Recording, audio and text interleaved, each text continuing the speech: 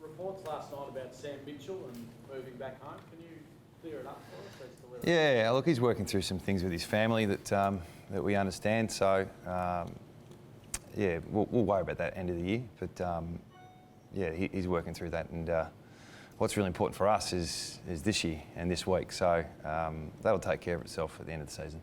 So the likelihood is that he will be leaving at the end of the year? Yeah, I think the indications are that he will be. So, you know, but he's contracted, so there's a bit to work through. So, yeah, this shouldn't be about Sam Mitchell today. No, so, it has an influence, doesn't it, on the club, because he obviously has come in and not only as a player but also a coach had an influence? Yeah, that's right. So, what's your point? Just in terms of for the rest of the year and beyond. You know, Yeah. Oh, we've got to work through it, but probably not today. We'll work through it at the end of the season, and like I said, he's dealing with some things with his family, and it looks like he's going to head home. But that's something we need to work through as a club, and he needs to work through as well. But that won't distract us for this week or this year. How big a loss will Sam be? Obviously, on field last year, he was sort of almost in that coaching position on field, and obviously this year as well. Yeah, I mean, we obviously signed him long term, so it wasn't part of the plan. So he's been coaching for 7 months, so he's a first year coach. So yeah, it doesn't look like we'll have him next year, albeit he's contracted. So we've got to work through that. So like I said, we'll concentrate on this year and this week. Has he had a profound impact in that short period of time? Oh, profound's a pretty big word. Yeah, he's first year coach, so just everyone needs to take a deep breath. Did you train here this morning? No, we didn't. No, we had a few requirements here this morning, so thought we'd double up and do the presser here. Are you training when you get to Tasmania? Yeah, we're training at Bellevue tomorrow. Are there any selection stuff that you need to get trained? What are you alluding to? Look, yeah, well, obviously you're talking about Josh. We're going to give him to the last minute, but the last minute, unfortunately, when you travel, is not 90 minutes before the game. So we'll see how he goes and wakes up tomorrow, and we'll name him in the side. And he's a bit sore, just in general, so we'll just see how he pulls up tomorrow morning, and then we'll make a decision tomorrow afternoon. So you might fly him late? Yeah, for sure. We'll see how we go and see how the next 24 hours looks like. So what's the main issue with him? Is it just general soreness? It's just general soreness, yeah. We'll get a bit more specific as in the next 24 hours. But yeah, just getting through week to week with his body has been a challenge of late. So he missed a few weeks with a leg injury, and just getting that body up and going is a bit of a challenge at the moment. It is a long trip. How much do you take that into account? A little bit. Yeah, it's a direct flight, so it's not disastrous. But you know, what's another hour on the plane for us? So that's not really part of the conversation. Lewis Jed's issue? He's got a bit of a calf, yeah. He's about that niggle all season, so this is not a major one. It's just one that's prevented him from playing this week. And we're trying to think a bit bigger picture about how we deal with it, because he's done a few now in the last couple of years. So trying to be smart about that one, but it is a bit tight. Great news with Jeremy. No doubt, at least that's in the background now. You don't have to worry about that because it's been talked about for many weeks. No doubt you're pretty happy with that. Yeah, really happy. I mean, he wanted to stay, and you know, it was just great that the club got it done, and the players are happy, he's happy. So we've got a couple more to go, but hopefully that settles his own mind down a little bit. No doubt would have been playing anyone's mind who's out of contract. You'd have to consider some things while you're playing and throughout the week. So to put that to bed for him and for the club, it's a big signing, and it's important for us. You need minimal distractions now in the last 2 or 3 weeks. Yeah. The danger really. That would be good. Yeah, I think a lot's got to go right to have success, and you know, we've gone pretty well this year. We've got a really big 5 weeks coming up. So yeah, we want to get everything nice and tight. But some things you can prevent, some things you can't. So just on Jake Waterman, how's he going? Obviously he missed last year sort of injuries and that, but yeah, first year of AFL, how's he handling it, you think? Yeah, look, we've been really impressed. He's had a disrupted last probably 5 weeks really with coming into the side, and you look at some younger sides out there, and you look at some key position players. When you've got Kennedy and Darling in the side, I think blooding a young tall forward is a lot easier.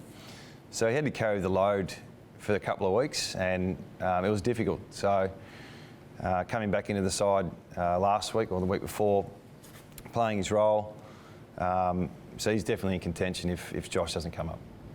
Just with JK, he used to be the forward line. How do you see it now? It seems Yeah. like there's a lot more.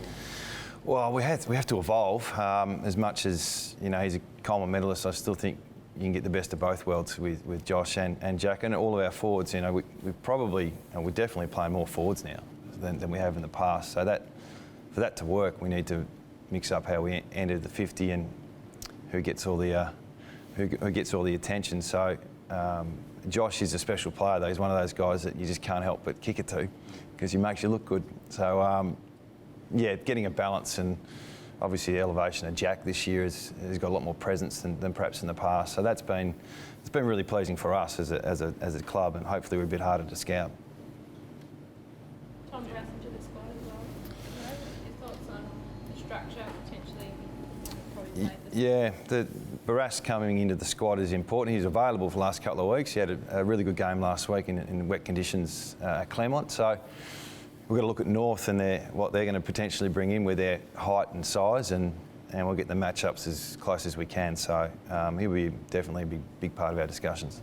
And exposed to the elements exposed down there, it can be pretty hard sometimes. Yeah, interesting what we get on Sunday. Yeah, with the wind and the wet. So I don't think it's going to be a beautiful afternoon. But I lived in Hobart for a couple of years, and it was a great spot to play footy and a great spot to live. Have you had to do a lot of scouting on North? Because I don't think you've played them in quite. We haven't played them since round 1 last year. Yeah. We haven't changed our scouting that we normally do, so that's the same work's gone into every team every week. So they've got some really good young talented players and some good experience as well. So, and they play a really tough brand of footy. So and they also play that ground really well. So it's a big challenge for us this week.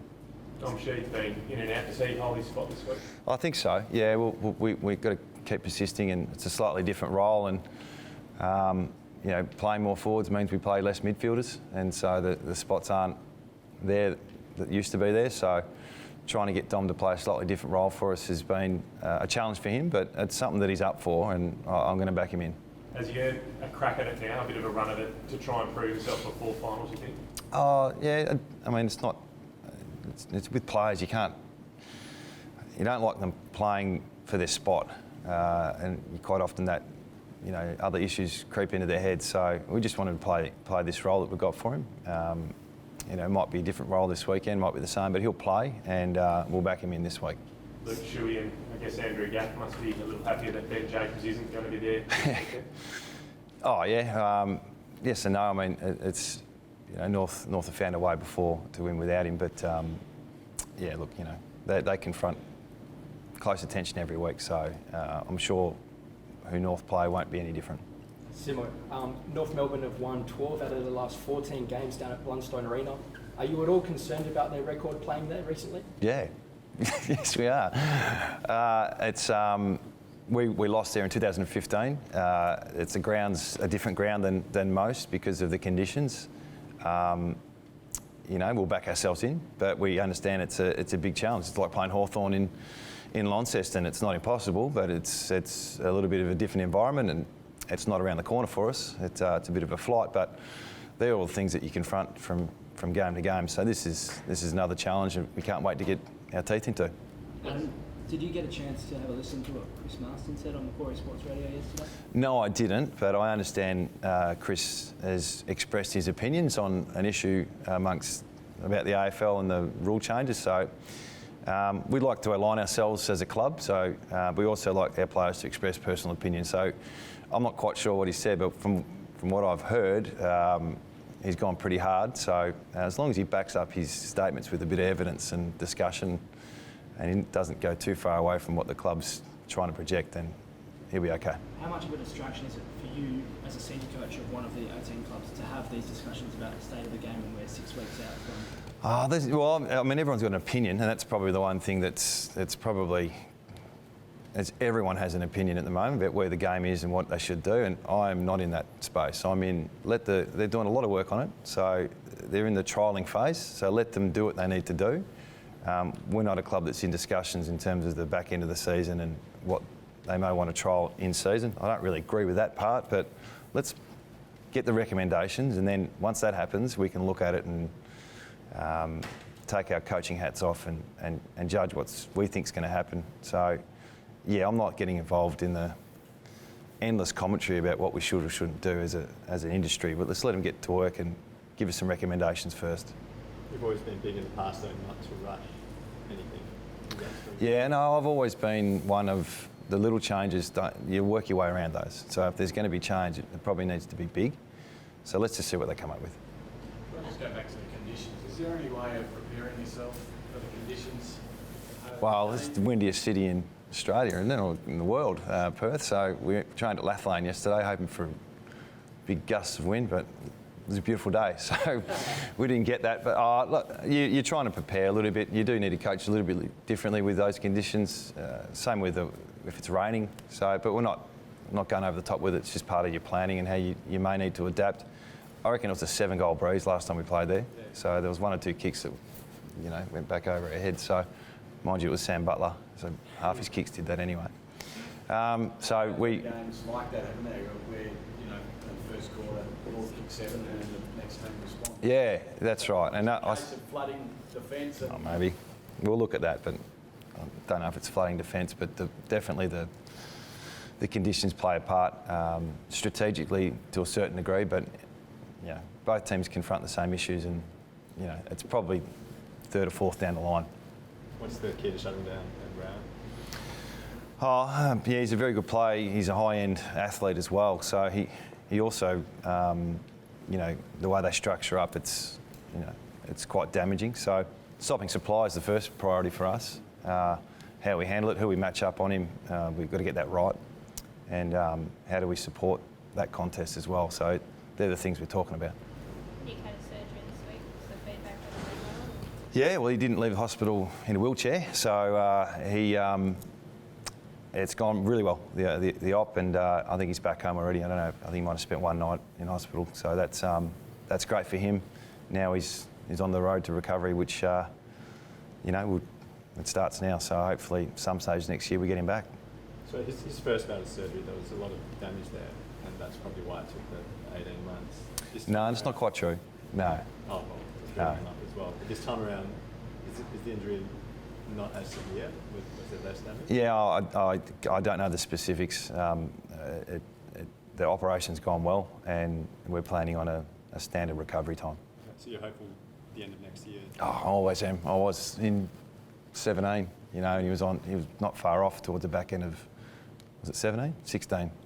17. So, there's a few delays after that, but the road to recovery last year was pretty smooth up until that point. So I got my fingers crossed, and so is he.